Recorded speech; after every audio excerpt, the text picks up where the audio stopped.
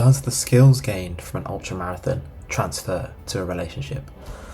Because there are a lot of people who run ultra marathons, and yet not all of them are bloody David Goggins talking about how you're going to do all these ridiculously hard things. And sure, physical toughness is what most people would use to gain mental toughness. Like, most people aren't going to end up being lawyers in high profile court cases dealing with incredibly stressful things like that. But then you could also argue, does that go the other way as well?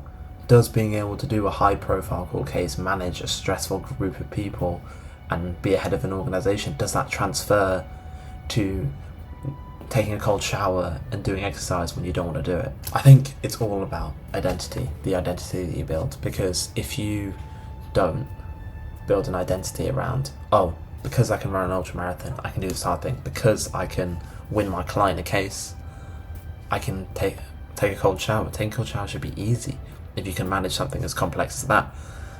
And yet, what then? You see more people have a six-pack than are millionaires, right?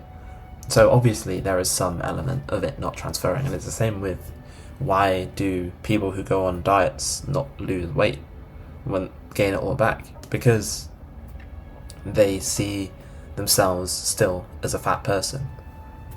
They might not be, like, objectively they might be much healthier, they might be much fitter, but because they still have that identity of them being fat, they're not able to keep the weight off, and they see the diet as more of a temporary thing than a complete lifestyle change. It's very powerful, but it can also be slightly limiting as well, because just like take Navy SEALs for example, they are trained to be able to do hard things. Their whole mindset is we don't quit, we do this when we don't feel like it, and we're going to get the job done, and that works in the arena, in the battlefield when it needs to be done.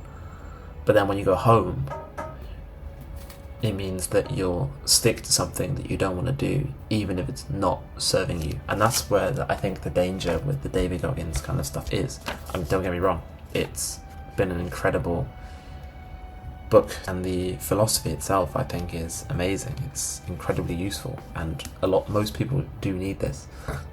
But there are times where you take it too far. Like, if you just keep working harder and ignoring your feelings, then at some point you're just going to keep achieving, but you're never actually going to feel any of that achievement.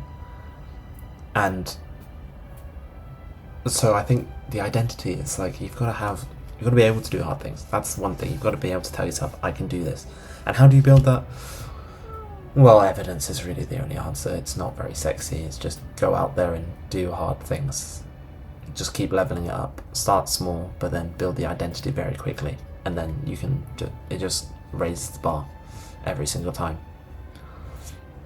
But it can also trap you. And you've got to say, I can do hard things, but that doesn't mean every single time I've got to do hard things. And